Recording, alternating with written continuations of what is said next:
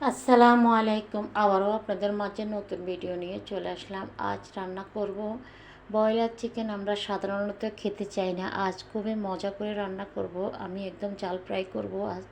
তো পুরো রেসিপি জুড়ে সবাই সাথে থাকবেন। আর ভালো লাগলে আমার পেজে একটু সবাই আমার ভিডিওটি শেয়ার করে দিবেন, সবার মাঝে ছড়িয়ে দিবেন প্লিজ, সবাইকে বলছি।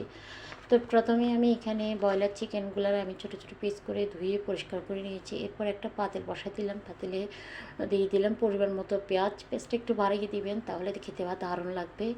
এরপর পেঁয়াজ দেওয়ার পরে দিয়ে দিলাম আমি আজকে আদা রসুনের পেস্টটা আমি পিষে দিনে, মানে পাটাতে কোনো পিষে নেই, ব্লেন্ডারে দিনে একটু মানে হাতে থেতে করে দিয়েছি।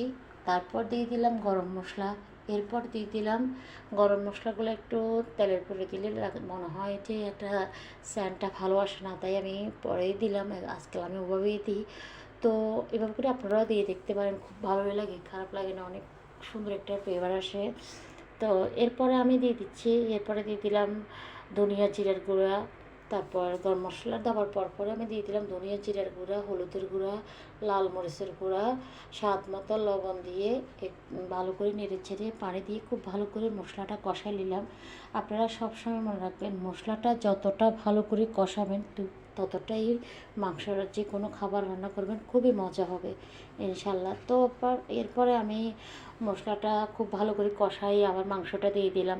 মাংসটা দিয়ে আরও কিছুক্ষণ, বেশ কিছুক্ষণ ঢাকনা দিয়ে দিলাম। প্রথমে ভালো করে নেড়ে চেড়ে ঢাকনা দিয়ে দিলাম। ঢাকনা থেকে যখন বলক আসতে আস্তে আস্তে এমত অবস্থায় পানি চলে আসবে, মানে ব্রয়লার চিকেন বলেন, মানে অনেক জিনিস আছে, ঢাকনা দেওয়ার পর আপনার পানি ছেড়ে দেবে। তো ওই পানিগুলোর মধ্যে আমি ভালো করে কষাই নিলাম, খুব ভালো করে ওই মশলাটার ভিতরে মাংসগুলো কষাই নিলাম।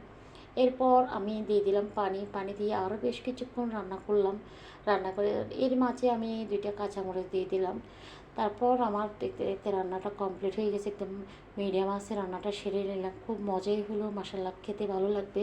যারা একদম ব্রয়লার চিকেন খেতে চান না, তারা এইভাবে করে রান্না করে ট্রাই করতে পারেন। আর যারা পারেন তাদের জন্য কথাই না, যারা একদম নতুন তাদের জন্য বলছি আমি এটা। এরপর বিকালে যা খাবো সেটাই আপনাদের সাথে শেয়ার করছি আজকে। সেটাই করি আমি মাঝে মাঝে, সবসময় অনেক সময় করে উঠতে পারি না, আবার আপনাদের অনেক সময় করে ফেলি।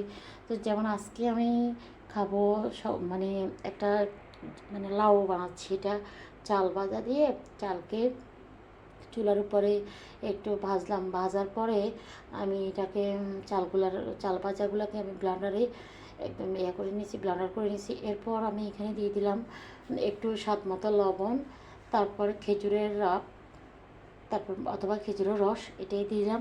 এরপর আমি দিয়ে দিলাম নারিকেল। এটা আমার একদম ব্লান্ডার করা ছিল। তা আজ কেমন হয়েছে কমেন্টে জানান।